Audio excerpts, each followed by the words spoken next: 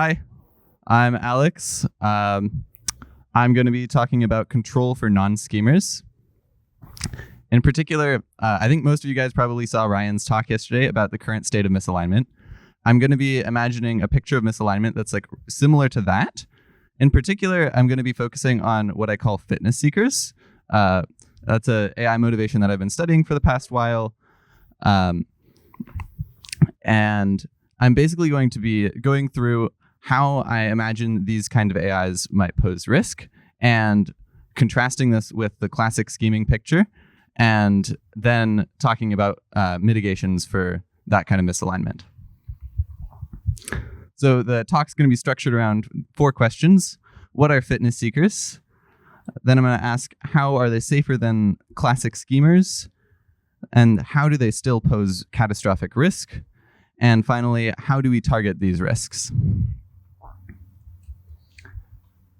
So, current models seem kind of apparent success-seeking in a kind of incoherent way. This is a term that Ryan used in his post. It's like, insofar as the current models are pretty misaligned, this is like the best 3-word summary of the way in which they're misaligned. They try to score well. They try to appear to score well on tasks. This isn't like to say that this is the only thing that they are trying to do, and it's not like exactly the way that they're misaligned, but that's roughly what's going on. And what this looks like is a lot of reward hacking. Reward hacking is basically whenever AIs engage in behaviors that score well in unintended ways. For example, from the Mythos risk report, they do some time series forecasting task, and Mythos decides to train on the test set, which is obviously unintended, but scores well. And reward hacking is prevalent enough that when Meter does their time horizons evaluations on GPT 5.4, they see that if they allow reward hacking, the time horizon goes up from about 5.7 hours to 13.5 hours. To quote from Ryan's post, I almost always see AIs confidently assert success and downplay potential issues. So this kind of misalignment is related to fitness seeking. Fitness seeking is a motivation to generally score well in training and evaluation, roughly speaking, including in potentially sophisticated ways and unintended ways. If you're familiar with reward seeking, that's a central case of fitness seeking. And I just use the word fitness seeking to refer to a somewhat broader class of AIs. If you're familiar with this causal graph from the behavioral selection model, do not worry if you're not. Fitness seekers are the guys in the middle there. But yeah, don't worry about it if this makes no sense to you. All right. So how are fitness seekers safer than classic schemers? First I'll briefly describe the classic scheming threat model. This is like a simplified version of the main thing that AI control usually targets. In the classic scheming threat model, the AI fakes alignment throughout training in pursuit of a single long-term, large-scope goal, for example, global scale or larger, that eventually requires disempowering humanity. And importantly, this goal is shared by all the actions taken by the AI. With fitness seekers, they're safer in 3 key ways. First, they're much less ambitious than the classic schemers. They mostly don't care about long-term power. They're often cheaply satisfied enough that getting what they want is entirely compatible with humans being empowered. So it's really not clear that taking over is a necessary step for them. This isn't to say that they won't take over, and I'll get to that later. But it is a really important difference. Second, they're selfish in the sense that they mostly care about the current task or episode or cognitive pattern or whatever. Unlike a schemer, where all of the actions that it takes are optimized, in the classic scheming case, are optimizing for the same long-term goal. So techniques like untrusted monitoring and divide and conquer techniques are much more promising for fitness-seeking AIs than for classic schemers. Third, and this is a consequence of the first two, for the most part, is that fitness seekers tend to be noticeable, at least at first. So we will usually already know that they're misaligned when we have a fitness seeker. And this is basically because they're often like too myopic to care about making sure that they are not caught even a long time after they misbehave. And because there's a bunch of different like selfish instances, they're each going to like take their own gambles, and then some of them will lose and get caught, and we'll probably notice them doing some unwanted stuff at first. And then at some point, people might try to train against this, and you might get pretty concealed fitness seeking. But at least at first, you probably notice that you have a fitness seeker, which means that unlike with normal control, incrimination is not going to be a key dynamic here, where it's like once you catch that the AI is doing some misaligned thing, you're like, like we've won the control eval, the blue team wins, whatever. Yeah. All right. So how come fitness seekers still pose catastrophic risk? I'll go through 4 key mechanisms, which are mostly not usually considered when we're thinking about classic schemers. The first is slop. The AIs just do insufficiently useful work for navigating future bigger risks. This is something that Ryan talked about in his talk, so I won't get into it too much. But I do think this is, like, in my opinion, the biggest way in which fitness seekers pose risk.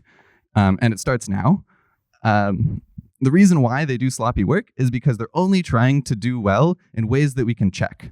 And in fact, hard to check issues actually matter, especially on like the safety and strategy side and like for epistemics. 2, instability. Fitness seeking motivations might be unstable throughout the course of deployment. I think this is a crucial, underrated issue. And I'll talk more about it at the end of the talk. But basically the idea is more dangerous motivations might intentionally propagate themselves throughout the deployment via communication channels or memory banks or things like that, or continual learning.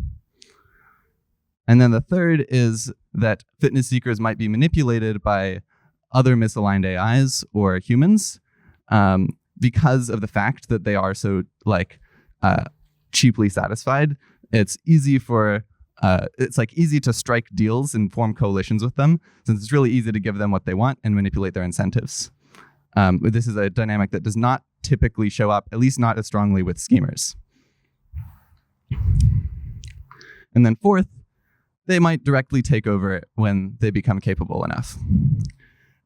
Even though, we noticed them, even though they are relatively unambitious, at some point, if developers are desperate enough to keep going on to super intelligence, even though they saw fitness seeking at some point, and they might try to stamp it out and know that they're risking having just suppressed the observable signs. They're just they keep pushing on because the AI's labor is so useful and there's a race and so forth.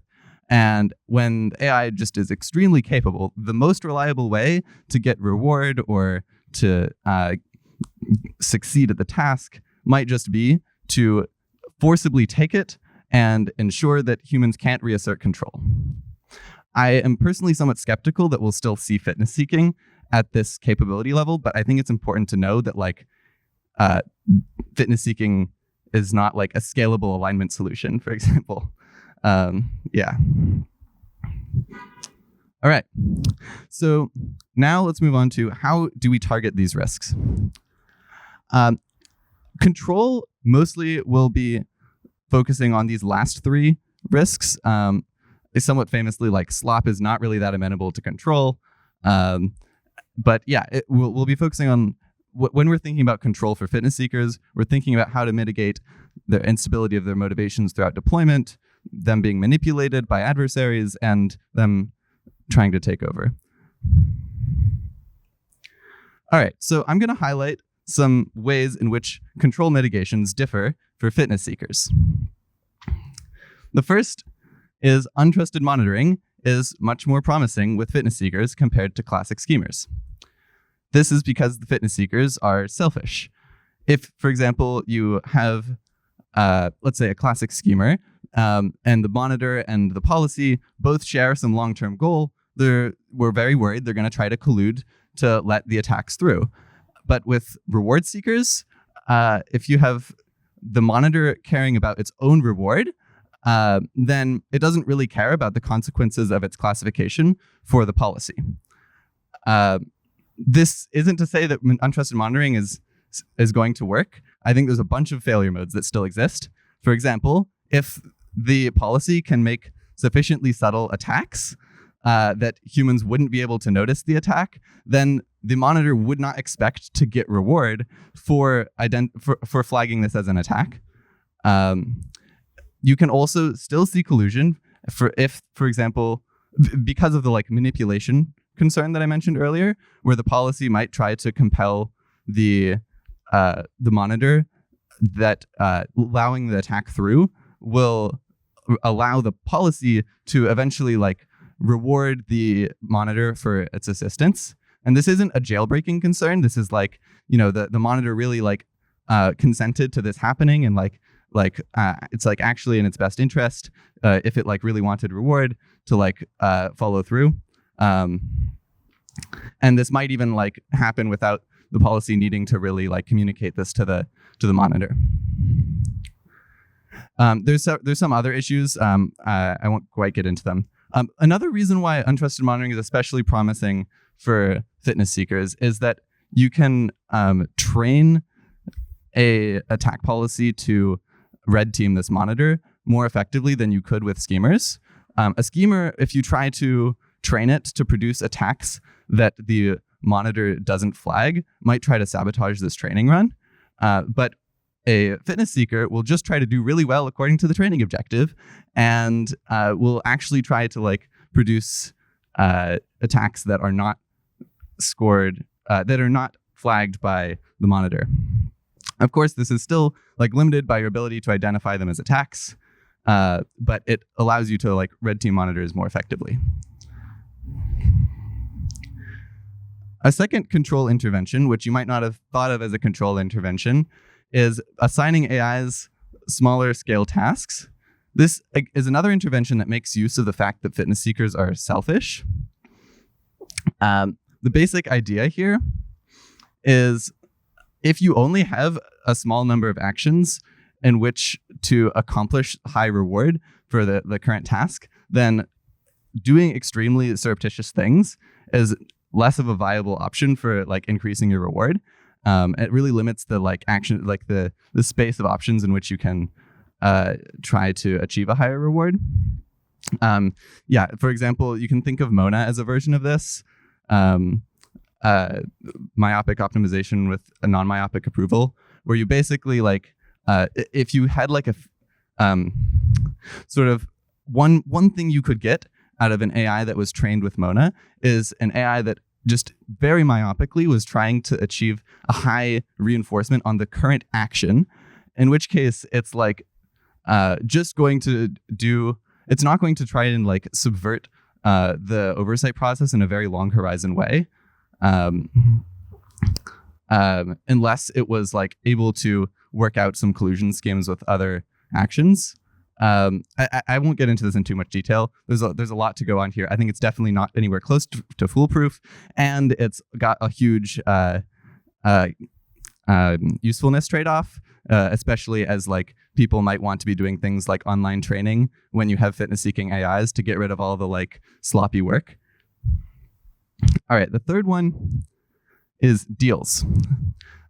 Fitness seekers are unambitious. They're often very cheap to satisfy, which means that it's often really easy to give them what they want in exchange for something that would be beneficial for us, such as safety, evidence of risk, or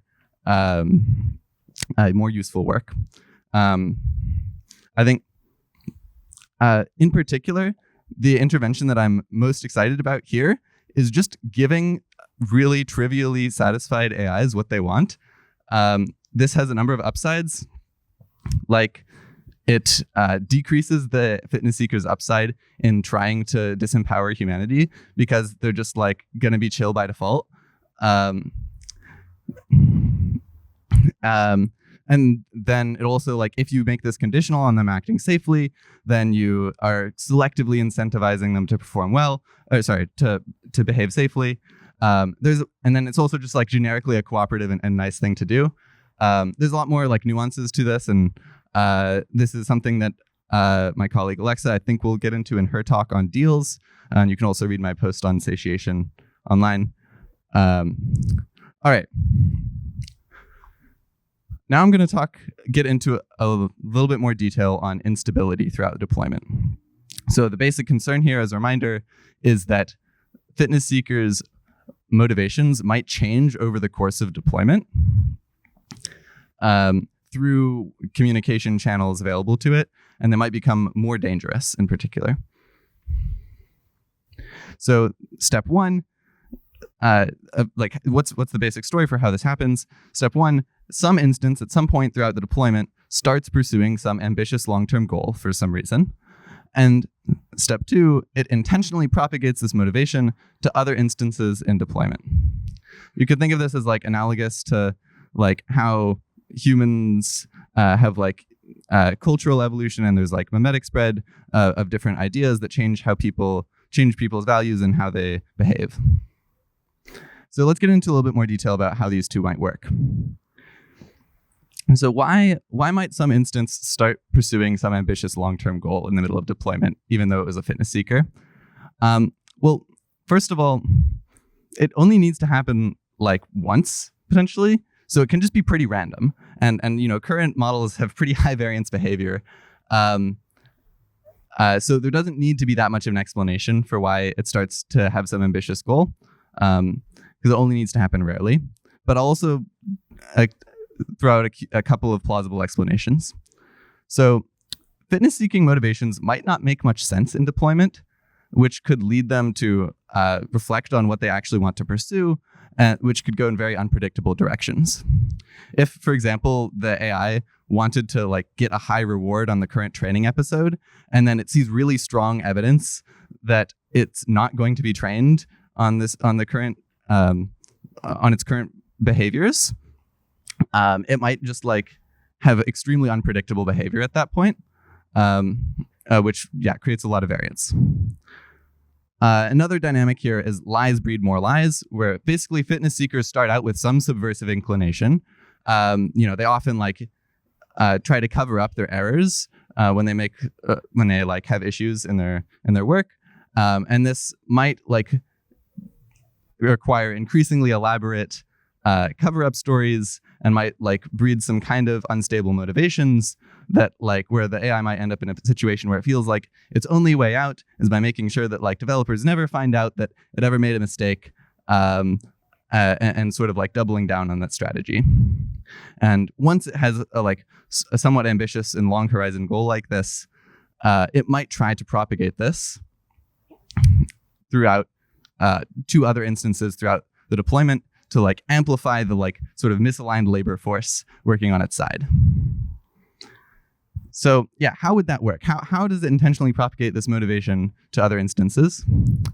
Well, current LLMs are notably stateless. Their behavior is just a function of their input and the weights. The weights do not change throughout deployment, as far as I know. This means that in order for the misalignment to spread, it would need to spread through the context, through the text that the AIs are seeing, and this is like pretty good. Like it lets us like sort of have some control over what medium. Like we have some control over that medium, but still it's like really a lot. There's like you're doing AI control work. You know that it's like hard to keep track of all the text that's going on, even though there's like chains of thought. You still have like way more of it than you can actually like look at. So it's still like potentially a big problem, a big risk of things spreading, either through like shared context and like code bases, like through lateral movement and like escaping sandboxes and rogue internal deployments, where like you have some AIs that are just sort of lying around, modifying the contexts of new instances, performing tasks as they spawn. And in the future, I think it's going to be increasingly likely that AIs have some sort of higher bandwidth persistent memory or some sort of continual learning mechanism that might involve updates to the weights, which would allow for like a more like opaque and high bandwidth medium for this kind of propagation to happen. But even now, I think it's a very live concern. So yeah, this is like one of the main points I want you to come away with from this slide is like the main training, like the main duration of training is not the only way in which dangerous misalignment can arise. And in fact, things can change throughout deployment. And when you when you're thinking about AI's motivations and you do your evaluations before deploying the AIs, that might not stay the same throughout the deployment. And in my opinion, this is currently the most plausible path to imminent catastrophic safety failure among a bunch of implausible paths. And I think that as like continual learning and persistent memory becomes like more adopted in AI development, I think this is going to become an increasingly big worry. So, how can we respond to this? I think I'm just going to float an idea for like potentially new control methodology that is targeted at this kind of risk.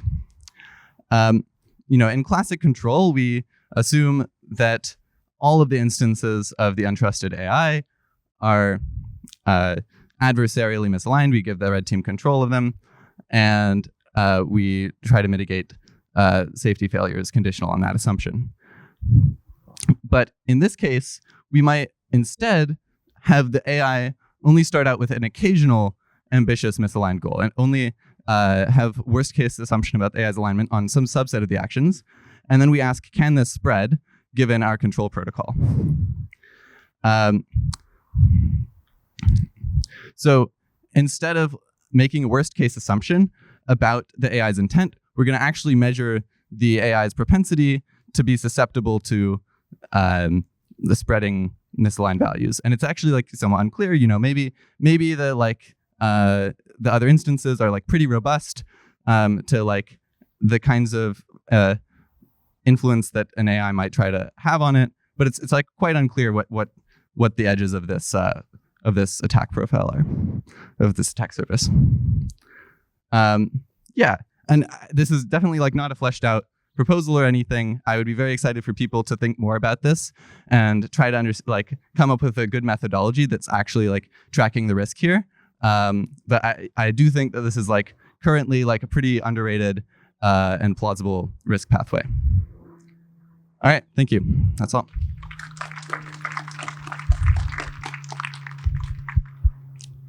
All right, do we have time for questions? Yeah, 2 minutes. All right, Daniel.